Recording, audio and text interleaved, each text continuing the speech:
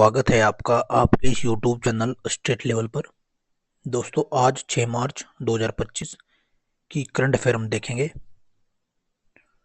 और प्रतिदिन की बात ही हम अपनी शुरुआत करते हैं एक सकारात्मक विचार के साथ। दोस्तों, शिक्षा मौके से पाई नहीं जा सकती, बल्कि इसे उत्सुकता और परिश्रम से कमाया जाना चाहिए।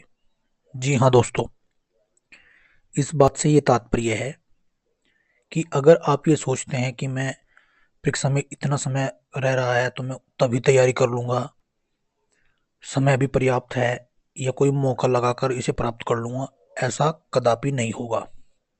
बल्कि इसे तो उत्सुकता और परिश्रम से कमाया जाना चाहिए, अर्थात इसे तो बड़ी उत्सुकता से, लगन होकर कमाया जाता है।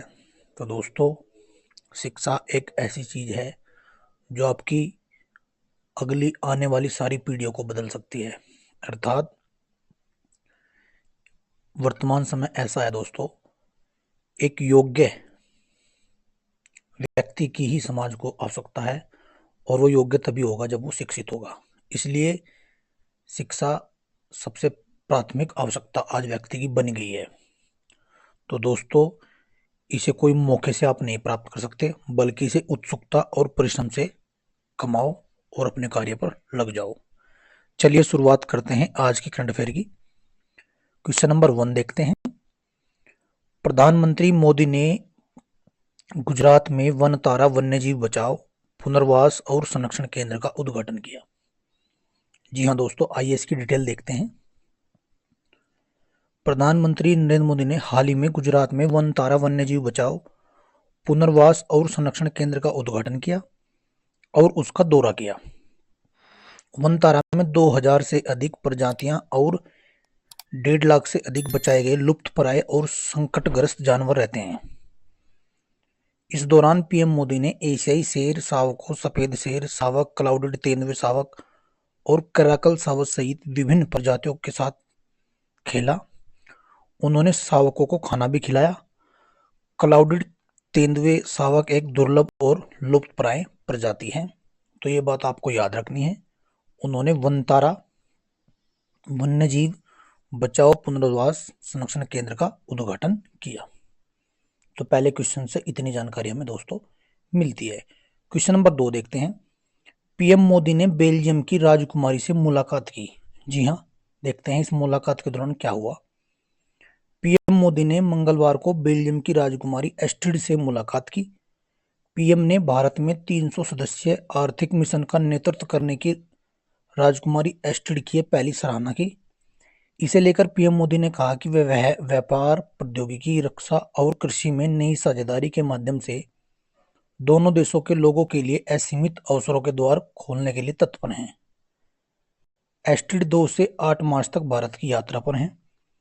भारत में रविवार को उनके आगमन पर केंद्रीय वाणिज्य एवं उद्योग मंत्री पीयूष गोयल ने उनका स्वागत किया था। इसके बाद सोमवार को रक्षा मंत्री राजनाथ सिंह ने राजकुमारी से मुलाकात की थी। दोस्तों, ये जानकारी आपको इस प्रश्न के माध्यम से मिलती है। दोस्तों, क्वेश्चन नंबर 3 देखते हैं। पंचायती राज मंत्रालय ने सशक्त पंचायत नेत्री अभियान का शुभारंभ किया। अब ये सशक्त पंचायत नेत्री अभियान क्या है, इसके बारे में देखते हैं डिटेल से।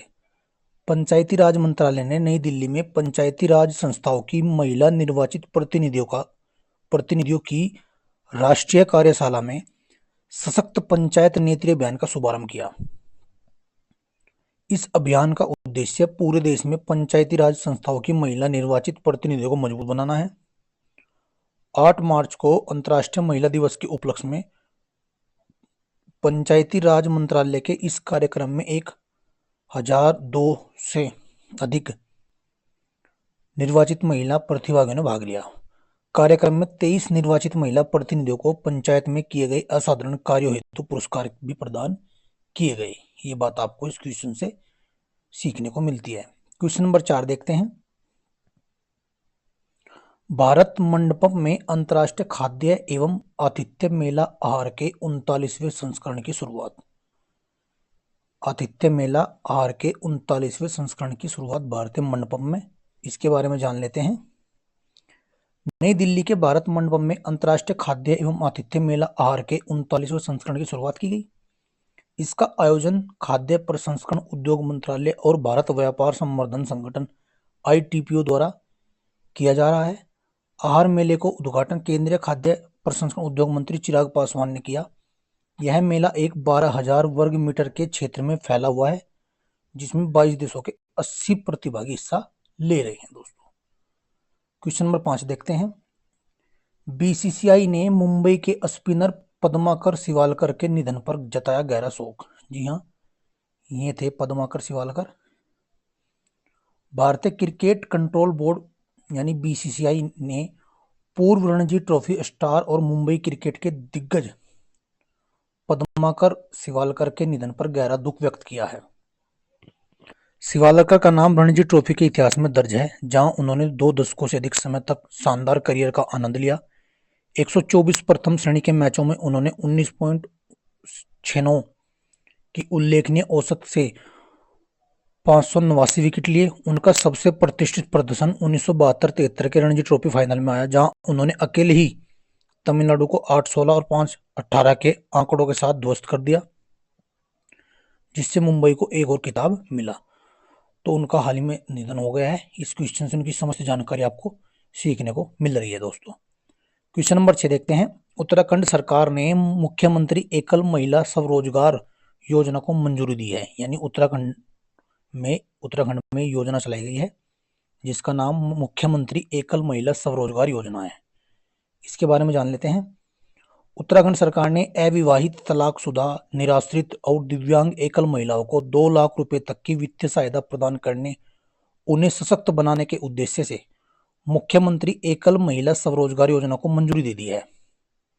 इस योजना के तहत 75% राशि अनुदान के रूप में दी जाएगी, जबकि लाभार्थियों को अपनी ओर से केवल 25% का योगदान करना होगा। पहले चरण में सरकार का लक्ष्य कम से कम 2,000 महिलाओं को लाभान्वित करना है, जिसमें योजना की प्रगति के आधार पर लाभार्थियों की संख्या बढ़ाने का प्रावधान है। तो ये जो योजना है मुख्यमंत्री एकल महिला स्वरोजगार योजना, दोस्तों, हाल ही में उत्तराखंड में चली है। चलिए क्वेश्चन नंबर 7 देखते हैं। भारतीय मूल के तुषार मेहता 10वें अंतरिक्ष पर्यटन मिशन पर ब्लू ओरिजिन क्रू में शामिल हुए हैं। यह देखते हैं क्या होता है। फरवरी 2025 में भारतीय मूल के तुषार मेहता अरबपति जेफ बेजोस की company blue origin enterprises LP Washington USA के 10वें अंतरिक्ष पर्यटन मिशन में शामिल होने वाले 6 क्रू सदस्यों में शामिल थे। Tushar Mehta New York, United state of America में एक क्वांटिटेटिव हेज फंड एक भागीदार और अनुसंधान के सह प्रमुख हैं।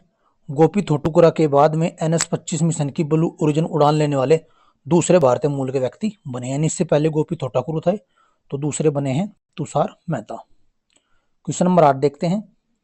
हाइड्रोजन से चलने वाले ट्रक का पहला ट्रायल शुरू हुआ है। अब इसके बारे में देख लेते हैं क्या है। देश की सबसे बड़ी वाणिज्यिक वाहन निर्माता कंपनी टाटा मोटर्स ने जलवायु परिवर्तन से लड़ने के लिए एक पहल की है। टाटा मोटर्स ने देश के हरित अभियान के अनुरूप भारतीय सड़कों पर हाइड्रोजन से चलने वाली भारी भरकम ट्रकों का पहला ट्रायल शुरू किया है। यह ऐतिहासिक ट्रायल सस्टेनेबल लंबी दूरी के माल परिवहन की दिशा में एक महत्वपूर्ण कदम है। इस ट्रायल को सड़क परिवहन राजमार्ग मंत्री नितिन गडकरी और नवीकरणीय ऊर्जा मंत्री प्रहलाद जोशी ने हरी झंडी दिखाई। ट्रायल का आचरण 24 महीने तक चलेगा और इसमें अलग अलग कॉन्फ़िगरेशन और पेलोड क्षमता वाले 16 एडवांस हाइड्रोजन से चलने वाले वाहनों की लाना शामिल है, मतलब इतने वाहन लाए जाएंगे। नए युग के हाइड्रोजन आंतरिक दहन इंजन H2IC और ईंधन सेल H2FCEV तकनीकों से लैस इन ट्रकों का ट्रायल भारत में सबसे प्रमुख मालवाहक मार्गों पर किया जाएगा, जिनमें मुंबई, पुणे, दिल्ली, NCR, सूरत, वडोदरा, जमशेदपुर और कलिंगनगर शामिल है। दोस्तों, तो ये बात आपको इस क्वेश्चन से सीखने को मिलती है। क्वेश्चन नंबर 9 देखते हैं। क्रिश्चियन स्टोकर ऑस्ट्रिया के चांसलर बने हैं। जी हां, प्रधानमंत्री मोदी ने मंगलवार को क्रिश्चियन स्टोकर को ऑस्ट्रिया के संघीय चांसलर के रूप में शपथ लेने पर बधाई दी है। उनकी ऑस्ट्रियाई people's party OVP, central left, social democrat और उदारवादी नियोन्स में एक साझा कार्यक्रम पर सहमति जताई है।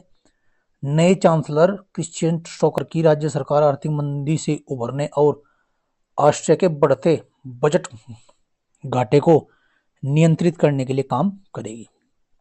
तो यानी ऑस्ट्रिया के संघीय चांसलर बने हैं क्रिश्चियन स्टोकर। चलिए अब देखते हैं आज का अंतिम प्रश्न यानी 10वां प्रश्न। पीबी फिनटेक लिमिटेड ने संतोष अग्रवाल को पैसा बाजार की सीईओ नियुक्त किया है। जी हाँ, ये हैं संतोष अग्रवाल। फरवरी 2025 में पीबी फिनटेक लिमिटेड ने संतोष अग्रवाल को पैसा बाजार का मुख्य कार्यकारी अधिकारी सीईओ नियुक्त करने की घोषणा की, जो 1 मार्च 2025 से प्रभावी होगा। वह पैसा बाजार के सह संस्थापक नवीन कुकरेजा की जगह लेंगी, जो सीईओ के रूप में 11 साल बाद पद छोड़ रहे हैं। हालांकि वह पैसा बाजार के बोर्ड में एक गैर कार्य निदेशक एनईडी के रूप में बने रहेंगे। तो पैसा, ये आपने याद रखना है, पैसा बाजार की जो सीईओ बनी है वो संतोष अग्रवाल बनी है दोस्तों। तो ये थे आज के 10 प्रश्न। अब आपको मेरे से बताना है प्रतिदिन की बातें 2 क्वेश्चन, जिनमें पहला प्रश्न है हाल ही में वर्ल्ड पीस सेंटर कहां पर खोला गया। दूसरा प्रश्न आपको बताना है किस टीम ने तीसरी बार रणजी ट्रॉफी जीती है। वर्ल्ड पीस सेंटर कहां पर खोला गया और किस टीम ने तीसरी बार रणजी ट्रॉफी जीती है दोस्तों। तो ये थे 2 प्रश्न प्रैक्टिस के, जिनका आपको कमेंट करके जवाब देना है। तो दोस्तों ऐसे ही वीडियो देखते रहिए, पढ़ते रहिए, मुस्कुराते रहिए। जय हिंद, जय भारत।